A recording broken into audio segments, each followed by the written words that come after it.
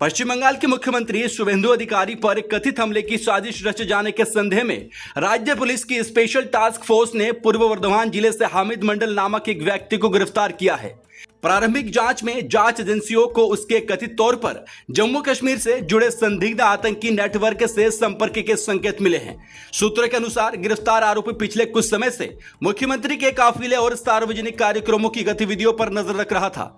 जांच के दौरान उसके पास से मुख्यमंत्री के काफिले के रूट, सुरक्षा व्यवस्था और विभिन्न कार्यक्रमों से जुड़ी कुछ जानकारियां मिलने का दावा किया जा रहा है। इन तथ्यों की जांच एजेंसी आज सत्यता की पुष्टि कर रही है।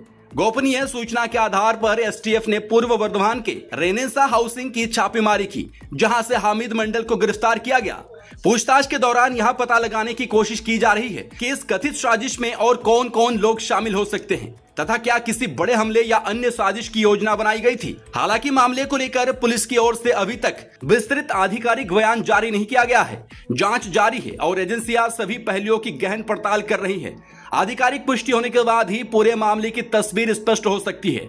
ये एक विषय स्पष्ट है कि पश्चिम बंगाल में भारतीय जनता पार्टी की सरकार बनने के बाद माननीय मुख्यमंत्री जी ने स्पष्ट शब्दों में कह दिया है कि अब बंगाल में अलगाववादी, संतरासवादी और दहशत फैलाने वाले लोगों के लिए कोई स्थान नहीं है। उसी की कड़ी में ये ऑपरेशन भी हुआ है।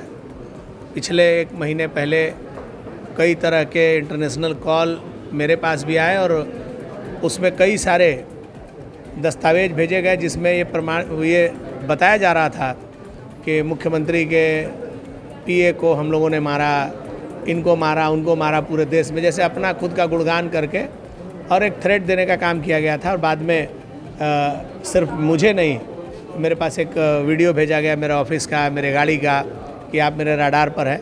चूँकि सरकार मेरी बन गई थी इसलिए इस बात को मीडिया के सामने बोलने का कोई औचित्य नहीं था। हम लोगों ने इस पर पुलिस को बताया और पुलिस गंभीरता के साथ इस विषय को देख रही थी।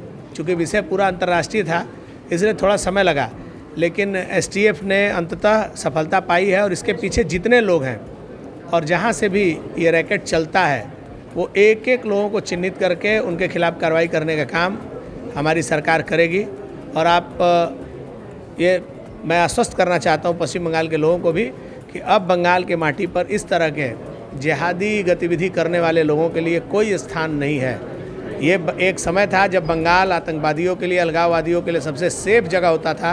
आज यही बंगाल इनके लिए सबसे खतरनाक जगह होगा। ऐसे गतिविधि में शामिल होने वाले लोग और उनको प्रश्रय देने वाले लोग, उनको समर्थन करने वाले लोग, एक एक व्यक्ति को चिन्हित करके उनके खिलाफ कार्रवाई करने का काम नई सरकार करेगी। मिलेगा ही। जब उमेश राय को टारगेट करना था तो पिलखाना और खिदिरपुर और शिवपुर ही तो मिलेगा, इनको लोग कहाँ मिलेंगे। ये तो सॉफ्ट जगह खोजते हैं। आने वाले समय में अब ये सब कुछ भी आपके सामने आ जाएगा। ये पूरा विषय पुलिस के अधीन है। हावड़ा सिटी पुलिस के कमिश्नर ने इस विषय को ऑन किया था और बाद में एसटीएफ ने इसमें सफलता पाई है। ये सारा का सारा विषय जांच करने का है।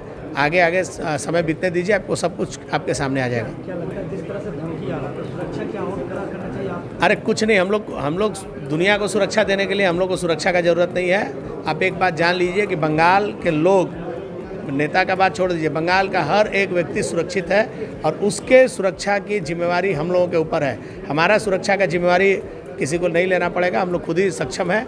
और आने वाले समय में इस तरह के जितने लोग ऐसे गतिविधि में शामिल हैं उनके खिलाफ कठोर कार्रवाई होगी।